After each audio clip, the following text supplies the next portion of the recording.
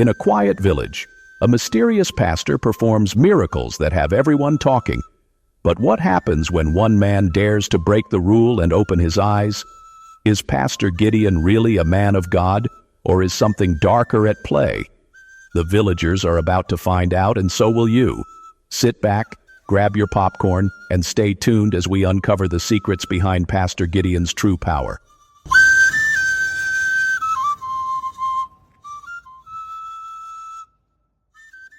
In a quiet Nigerian village, beyond the dusty footpaths and towering palm trees, there stood a little church, a place that held more secrets than sermons.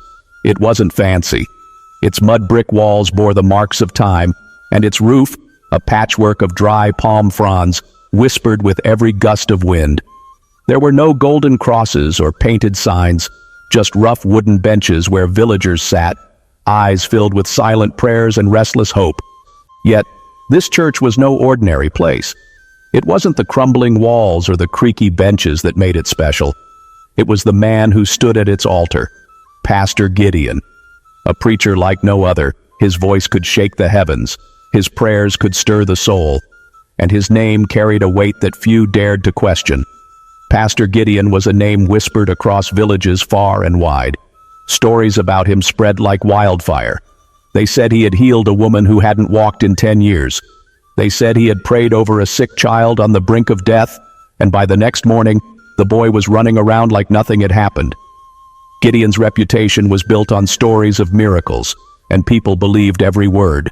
His sermons were powerful, his voice booming like thunder. He would point to the heavens and promise blessings for those who obeyed. But Gideon had rules, strict rules. The most important one was clear. When I pray, he would say, you must close your eyes. If you dare to look, you will bring a curse upon yourself. The people took his warning seriously. Whenever Gideon prayed, everyone shut their eyes tightly. Some clenched their fists and squeezed their eyes so hard it hurt. No one wanted to find out what would happen if they didn't.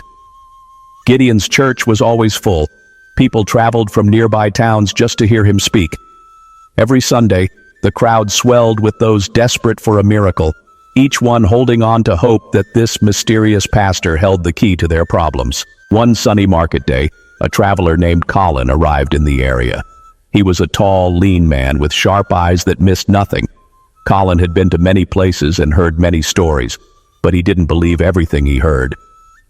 When someone at the market mentioned Pastor Gideon, Colin raised an eyebrow. You haven't heard of him? A market woman asked, wide-eyed. She was selling roasted plantains and palm oil. Pastor Gideon is a man of God.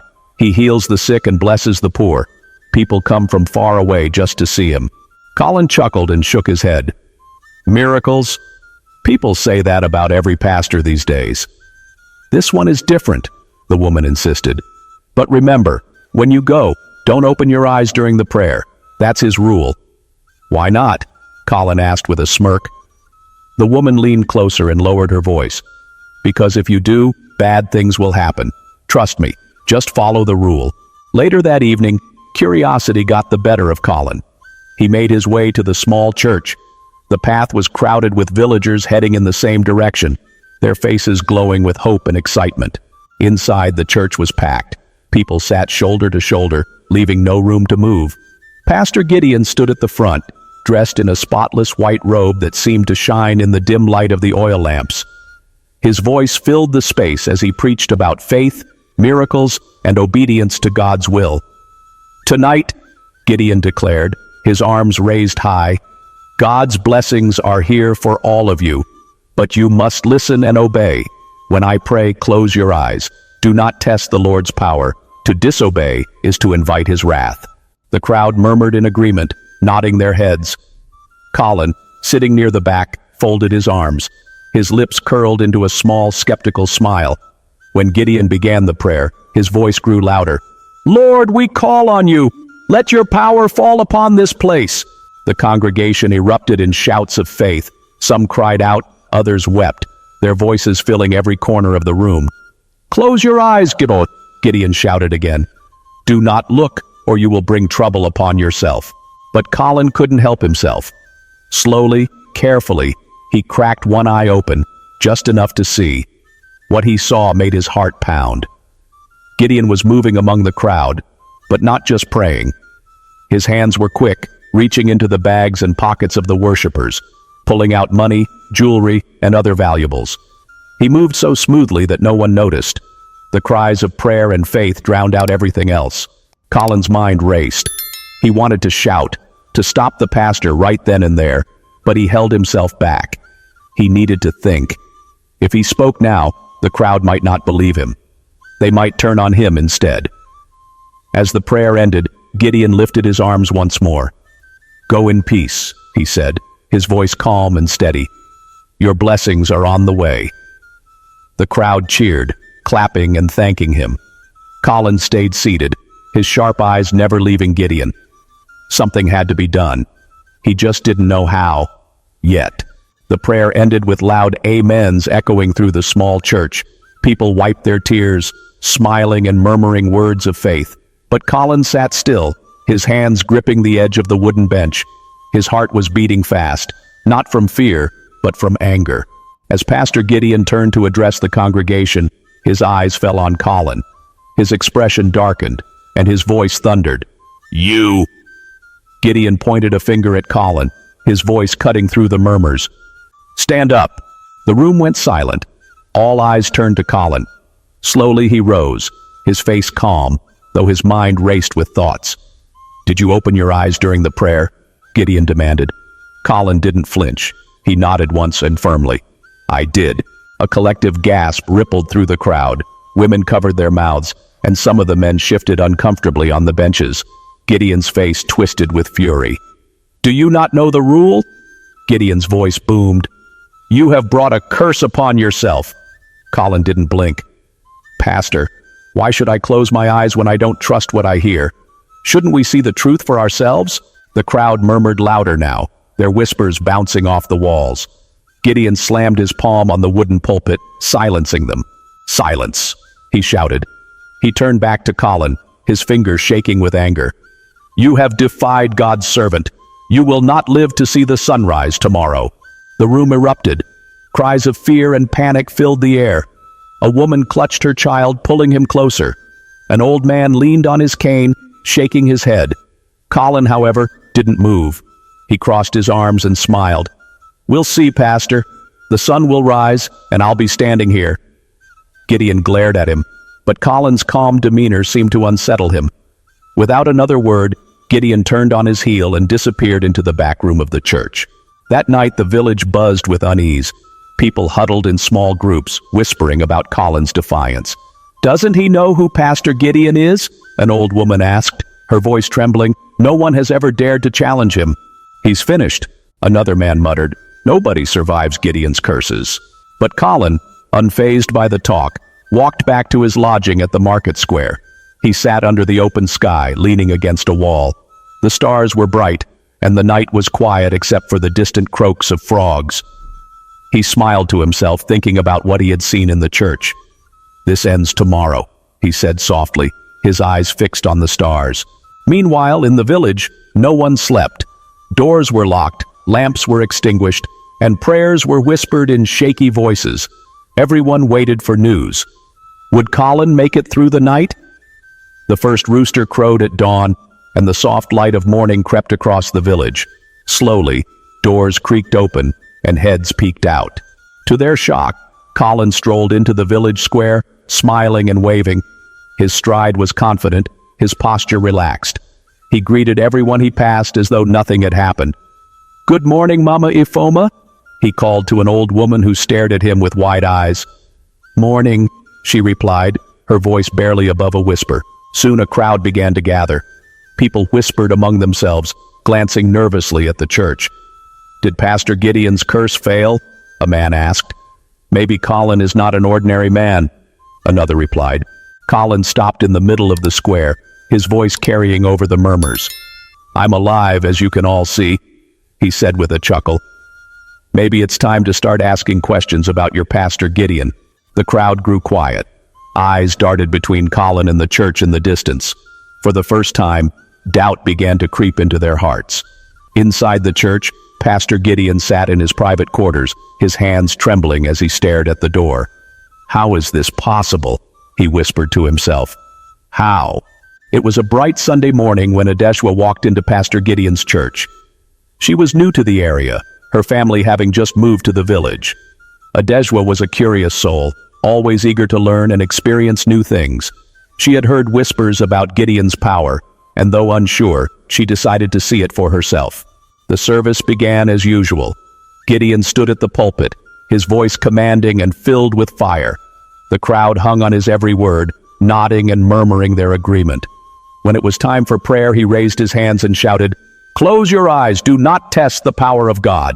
The room fell silent as everyone obeyed. Everyone, except Adeshwa. She was curious. Why was it so important to keep their eyes shut? Slowly, she opened one eye and looked around. What she saw was nothing unusual, just people with their heads bowed. But when her gaze shifted to Gideon, she froze. He wasn't praying. He was watching the crowd closely, his sharp eyes scanning the room. Then his gaze landed on her. Gideon's face darkened. He slammed his hand on the pulpit, breaking the silence. "Stop!" he roared. The crowd jumped, startled. Gideon pointed a long finger at Adeshwa. "You!" he shouted. "What have you done?" Adeshwa's face turned red. "Me?" she asked, her voice shaking. "Yes, you." Gideon's voice boomed. "You disobeyed. You opened your eyes during the sacred prayer." The congregation gasped in unison.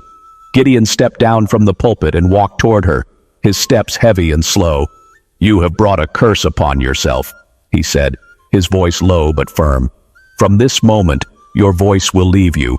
You will remain silent until you come to me for forgiveness." Adeshwa opened her mouth to protest, but no sound came out. Her hands flew to her throat, her eyes wide with panic. She tried again and again, but it was as though her voice had been stolen. The crowd watched in horror. Whispers broke out. "The curse is real," one woman said, clutching her child. Adeshwa stumbled out of the church, her silent cries haunting the air. People stepped back, afraid to touch her. From the pulpit, Gideon declared, "Let this be a lesson to all. Do not doubt the power of God." Though most of the villagers were shaken by what happened to Adeshwa, not everyone was convinced. Among them were 3 young men, Chuka, Ifanyi, and Namdi. They had grown up together and had always been skeptical of Gideon's miracles. One evening, as they sat by the river discussing the day's events, Ifanyi spoke up. "Did you see Gideon's face when he cursed Adeshwa? It wasn't holy anger, it was something else." Chuka nodded. "And have you noticed? His house keeps getting bigger, but the church still has a leaking roof. Where does all the money go?" Namdi leaned in, his voice a whisper. "I've heard stories. They say Gideon keeps treasures in his house. Money, gold, fine clothes, all from the offerings." The 3 exchanged glances. Ifeanyi broke the silence. "We need to find out the truth." That night, under the cover of darkness, they crept toward Gideon's house. It was hidden behind tall trees, far from the rest of the village.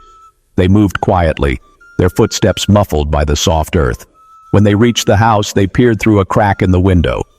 What they saw made their blood run cold. Inside, Gideon sat at a large table counting money. Piles of coins and notes surrounded him. Nearby, a chest overflowed with gold ornaments and fine fabrics. Chuka whispered, "So, this is where the people's offerings go." As they watched, Gideon got up and walked to another room. The young men exchanged determined looks. They had seen enough. The next morning, the whispers began. Though they didn't speak openly, the young men started sowing seeds of doubt among the villagers. "Have you ever wondered why Gideon's house is so grand?" Chuka asked an old farmer. "Why do people who are healed often fall sick again?" Ifanyi questioned a group of women at the market. Slowly, the villagers began to wonder, was Gideon truly a man of God, or was he hiding something? It was a quiet morning when Ukadike, the famous herbalist, arrived in the area. Known for his deep knowledge of plants and spirits, he carried a reputation that made even the boldest men step aside. Ukadike had heard about Pastor Gideon and his miracles, but he wasn't one to believe everything he heard. Ukadike entered the church during the evening service, sitting at the very back. His long walking stick rested against the bench, and his piercing eyes scanned the room. Gideon stood at the front, his voice thundering as usual, commanding the crowd to close their eyes for prayer. Ukadike didn't close his eyes. Instead, he leaned forward slightly, watching every movement Gideon made. Then, something caught his attention. Behind Gideon, slithering silently across the floor, was a large black snake. It coiled and uncoiled, moving as though it understood Gideon's words. When Gideon raised his hands, the snake's head lifted. When Gideon moved, the snake followed. Ukadiki's heart beat faster, but his face remained calm. He knew what he was seeing wasn't ordinary. He had dealt with many spirits and charms in his time, and this snake carried a presence that was dark and unnatural. When the prayer ended, Gideon noticed Ukadike in the back. His eyes narrowed. "You, old man," Gideon said, pointing. "Why did you not close your eyes during prayer?" Ukadika smiled and replied calmly, "I don't need to close my eyes to see the truth, Pastor." The room grew silent. The crowd looked back and forth between the two men, unsure of what was happening.